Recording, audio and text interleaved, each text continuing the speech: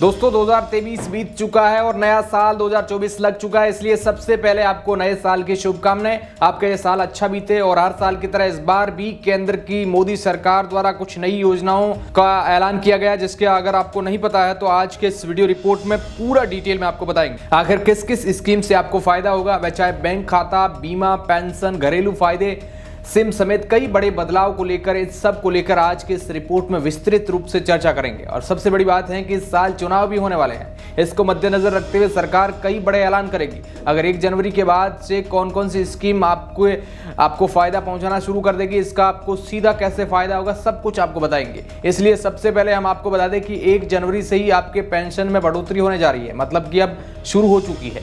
इसके अलावा हम बात करेंगे बिजली बिल को लेकर, 5 लाख की नई बीमारी योजनाओं को लेकर, हेल्थ इंश्योरेंस, बीमा की, फोन पे, गूगल पे, पेटीएम को लेकर किए गए बड़े ऐलान की, मोबाइल सिम कार्ड, इसके अलावा के बैंक में हुए परसेंटेज इजाफे की भी बात करेंगे, शेयर बाजार समेत बैंक लोन, ड्राइविंग लाइसेंस, सस्ती गैस टंकी मिलने की, इसके अलावा और भी कई छोटी बड़ी हर तरह की अपडेट आपको आज के इस वीडियो में देने जा रहे हैं। एंड तक आप इसके जरूर बने रहना ताकि आपको फायदा मिल सके। और इसी प्रकार की अपडेट पाने के लिए आप चैनल को सब्सक्राइब कर लीजिए ताकि देश और दुनिया की तमाम खबरों की अपडेट सबसे पहले आपको मिल सके। तो हमारी लिस्ट में सबसे पहला नंबर है, मोदी सरकार 2024 में शहर में रहने वाले गरीबों के लिए सरकारी योजनाओं को बढ़ाना चाहती है, जिसमें लोगों को सस्ते में कर मुहैया करवाना, बैंक लोन सस्ता देना और भी कई स्कीम लॉन्च करेगी, जिसकी हम आगे विस्तार से बात करेंगे। तो चलिए बढ़ते हैं अगली अपडेट के बारे में। ये भी आपके लिए काफी महत्वपूर्ण है। अब तक आप कोई भी सिम खरीदते थे समय पहले पेपर वगैरह देने थे, लेकिन अब ऐसा नहीं होगा। नए नियमों के मुताबिक अब तक जो आप आधार कार्ड और पेपर से सिम खरीद लेते थे, अब वह आपको नहीं मिलेगी।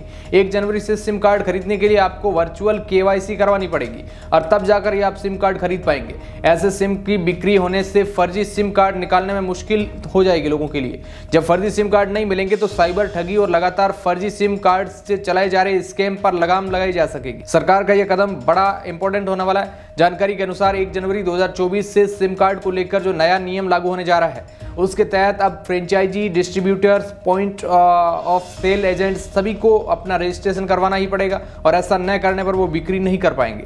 रजिस्ट्रेशन की प्रक्रिया पूरी करने के लिए टेलीकॉम डीलर्स और एजेंट्स के पास 1 साल तक का समय होगा। इसी समय में उन्हें रजिस्ट्रेशन का प्रोसेस पूरा कर लेना पड़ेगा। इसी के साथ एक और अपडेट हम आपको बता दें कि टेलीकॉम बिल पर भी राष्ट्रपति मुर्मू की स्वीकृति मिल चुकी है। अब फर्जी सिम लेने पर होगी 3 साल की जेल और 50 लाख का जुर्माना, और जो दुकानदार फर्जी सिम कार्ड बेचेंगे उन पर भी 10 लाख का जुर्माना होगा। और सबसे बड़ी बात है कि अब आप एक आधार पर लिमिटेड सिम ही खरीद पाएंगे ताकि सरकार ऑनलाइन फ्रॉड से लोगों को बचा सके। अगली बड़ी खबर यूपीआई को लेकर है। अगर आप ये नहीं करते हैं तो यूपीआई से फोन पे, गूगल पे और पेटीएम के थ्रू ऑनलाइन ट्रांजैक्शन नहीं कर पाएंगे। नए नियम के मुताबिक 1 जनवरी 2024 के बाद से आपका यूपीआई अकाउंट बंद कर दिया जाएगा, लेकिन हर किसी का ये यूपीआई अकाउंट बंद नहीं होगा। ये केवल कुछ नियमों के मुताबिक होगा, मतलब कि बीते 1 साल से इनएक्टिव है, यानी आपके 1 साल से यूपीआई आईडी का इस्तेमाल आपने नहीं किया है, तो ये खबर आपको परेशान कर सकती है। जिन लोगों ने अपने पिछले 1 साल से कोई ट्रांजैक्शन नहीं किया है तो वह अकाउंट अब बंद हो जाएगा। अगली बड़ी खबर, देश की सभी इंश्योरेंस कंपनियां 1 जनवरी 2024 के बाद जो भी हेल्थ इंश्योरेंस की पॉलिसी जारी करेगी, उसके साथ पॉलिसी होल्डर को एक कस्टमर इंफॉर्मेशन सीट भी मुहैया करानी होगी। बीते महीने insurance regulatory and development authority of India ने देश की सभी इंश्योरेंस कंपनीज को हेल्थ इंश्योरेंस पॉलिसी जारी करने को लेकर एक नया सर्कुलर जारी किया है, जिसके तहत अब हेल्थ इंश्योरेंस कंपनियों को कस्टमर इंफॉर्मेशन सीट में हेल्थ इंश्योरेंस पॉलिसी से जुड़ी सारी महत्वपूर्ण जानकारी आसान शब्दों में पॉलिसी होल्डर को देनी होगी। उन्हें यह बताना होगा कि पॉलिसी का कवरेज क्या है और इस पॉलिसी से उन्हें क्या क्या फायदा हो सकता है।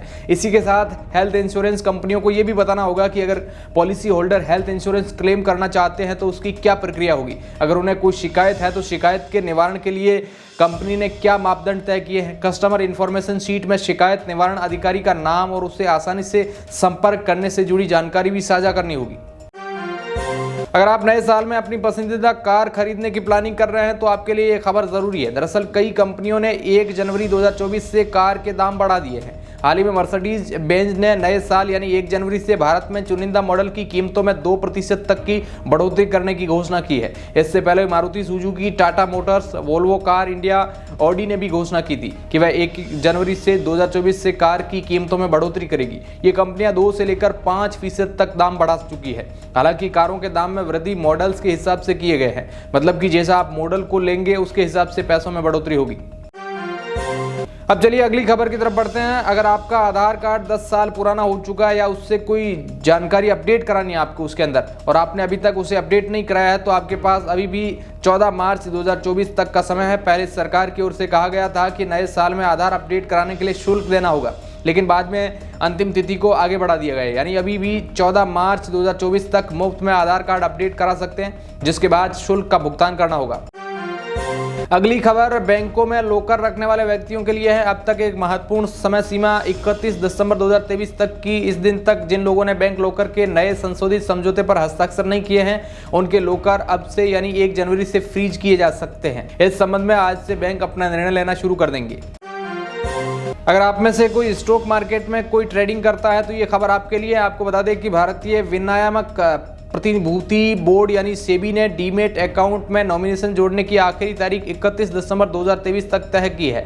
ऐसे में जो भी अकाउंट होल्डर नॉमिनी नहीं जोड़ते हैं तो उनका अकाउंट फ्रीज हो सकता है। हालांकि पहले इसकी समय सीमा 31 दिसंबर थी, लेकिन अब इसे आगे बढ़ा दिया गया है, जो जून के आखिरी तक है।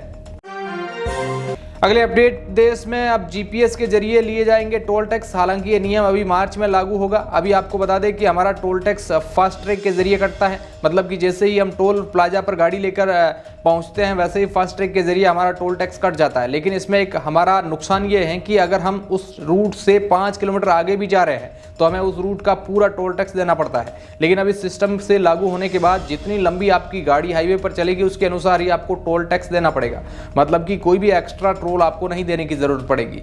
तो कैसी लगी आपको ये इन्फॉर्मेशन, कमेंट के माध्यम से भी हमें ज़रूर बताएं, और इसे वीडियो को आप लाइक ज़रूर कर दें ताकि अगली खबर आपको हम आप तक लगातार पहुंचाते रहे। खरीदारी करने वाले सभी ग्राहकों को अब बिल देना अनिवार्य होगा। जी हां, अब इसे लेकर सीबीआईसी अपनी तैयारी कर रहा है। केंद्र सरकार का कहना है कि मेरा बिल मेरा अधिकार को लेकर अभी जनता में खास उत्साह नहीं है, लोग जागरूक नहीं है। इसलिए वर्तमान में 5 करोड़ रुपए और उससे अधिक के कारोबार करने वाली कंपनियों के लिए व्यवसाय से व्यवसाय यानी B2B बिक्री व खरीद के लिए ई बिल जारी करना अनिवार्य है।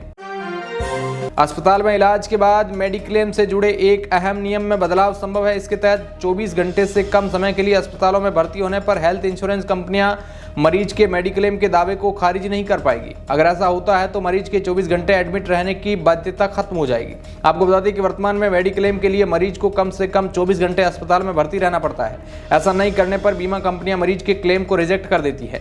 टाइम्स ऑफ इंडिया की रिपोर्ट के मुताबिक देश में बीमा उद्योग की निगरानी करने वाले भारतीय बीमा नियामक और विकास प्राधिकरण यानी कि इरडा इस अहम बदलाव की तैयारी में है। रिपोर्ट में कहा गया है कि उपभोक्ता मामलों के मंत्रालय ने इस बारे में इरडा और डिपार्टमेंट ऑफ फाइनेंशियल सर्विसेज के साथ बातचीत शुरू कर दी है।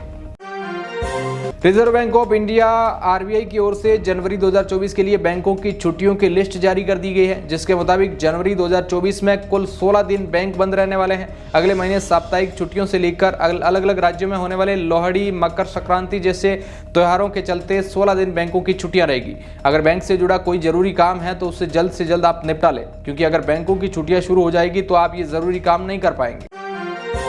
अगली खबर, बैंक लोन को लेकर नया नियम लागू होने जा रहा है। अगर आप होम लोन ले लिया या ले चुके हैं और अगर कंपनियों ने आपको 30 दिन के अंदर आपको डॉक्यूमेंट या दस्तावेज नहीं दिए हैं तो कंपनी की तरफ से आपको हर रोज 5,000 का जुर्माना देना होगा। ये आरबीआई की तरफ से निर्देश जारी किए गए हैं। कुल मिलाकर इसका मतलब यह है कि कभी कभार जब आदमी का लोन मगर पूरा हो जाता है तब बैंक के द्वारा ग्राहकों को फालतू के चक्कर कटवाए जाते हैं, उसे टाइम पर उसके डॉक्यूमेंट नहीं दिए जाते हैं। इसे देखते हुए आरबीआई ने अपना एक स्ट्रिक्ट रूल जारी किया है। अब इन खबरों को लेकर आप क्या सोचते हैं, कमेंट के माध्यम से हमें जरूर बताएं, और ऐसी ही खबरों के लिए आप हमारे चैनल आर मीडिया नेटवर्क को सब्सक्राइब करें। हम इसी प्रकार की खबरें आप तक पहुंचाते रहते हैं। धन्यवाद।